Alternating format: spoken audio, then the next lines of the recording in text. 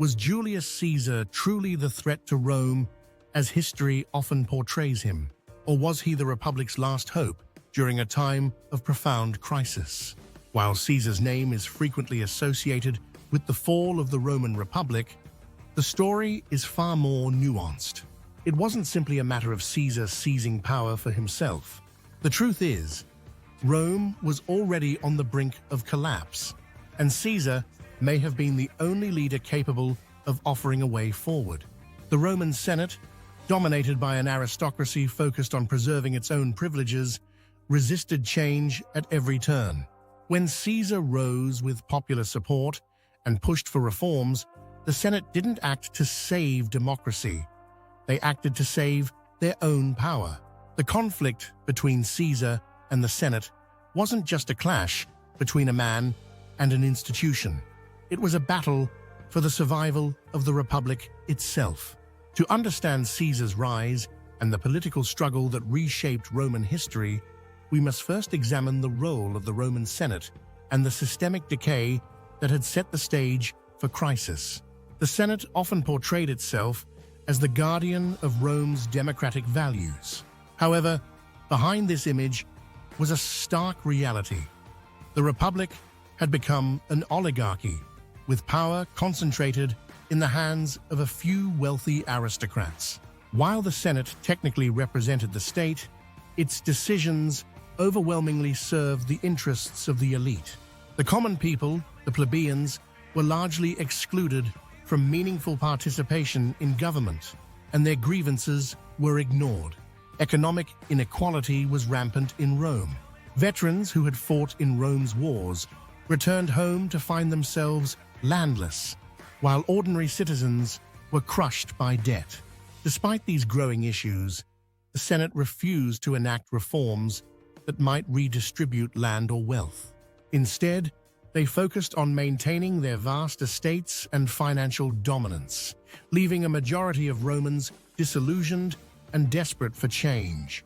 It was in this environment of inequality and discontent that Julius Caesar emerged as a leader. Caesar didn't rise to power solely on the strength of his military victories. He rose because he promised reforms that directly addressed the problems the Senate had ignored for decades.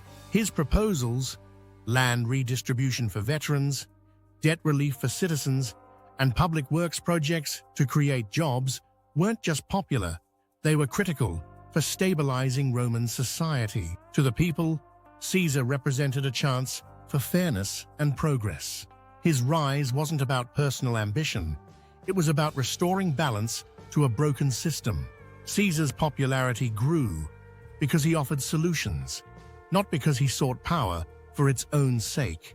But Caesar's reforms threatened the Senate's control, and they responded with fierce opposition.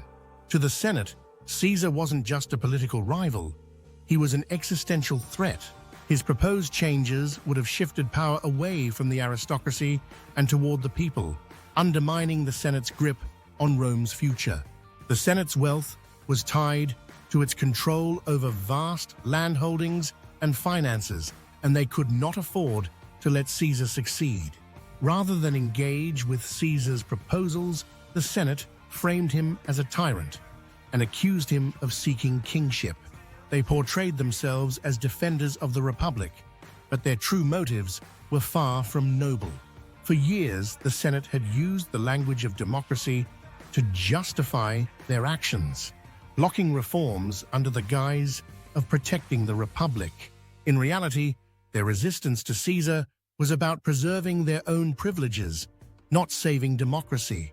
Their refusal to adapt to the changing needs of Roman society pushed the Republic closer to collapse, even as they claimed to act in its defense. Caesar's rise was a direct response to their failure, a symptom of a deeper political crisis that had been festering for decades. In 49 BCE, Caesar made the fateful decision to march on Rome. This moment is often depicted as the ultimate act of ambition, but the reality was far more complex. By this point, the Senate had stripped Caesar of his command, blocked his political career, and threatened him with prosecution. They had left him with no options. Either he submitted to their will and faced political ruin, or he fought back. His decision to cross the Rubicon with his legions was not a calculated bid for power. It was an act of survival. Caesar's march wasn't the destruction of the Republic. It was the inevitable result of a political system that had failed its people. The Senate's resistance to Caesar wasn't about saving Rome. It was about stopping reforms that threatened their dominance. By refusing to work with Caesar, they created a power vacuum and left Rome vulnerable to further instability. The Republic was already crumbling under the weight of corruption, inequality, and mismanagement, and Caesar's rise was the product of a leadership void that the Senate had failed to fill. His popularity with the masses wasn't a fluke. It was a response to decades of neglect by an aristocracy unwilling to change. In the end, Julius Caesar's rise to power wasn't the cause of the Republic's collapse. It was a symptom of its deeper dysfunction. The Senate's refusal to adapt to Rome's changing realities made the Republic's decline inevitable. While Caesar's rise was controversial, his actions addressed issues that the Senate had ignored for far too long. He wasn't simply a dictator seizing power for himself. He was a leader responding to a republic that had stopped working for its people. The tragedy of the Roman Republic is that its fall wasn't caused by Caesar alone.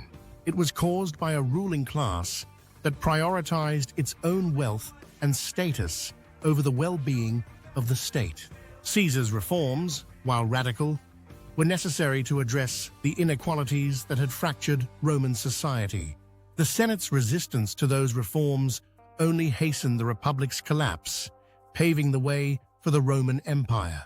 So was Julius Caesar truly the threat to Rome, or was he Rome's only hope?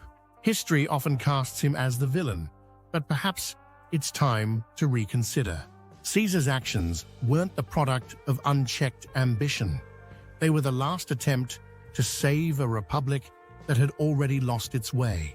His rise exposed the deep flaws in a system dominated by elites who refused to adapt. And his story serves as a reminder of the dangers of a ruling class that clings to power at all costs.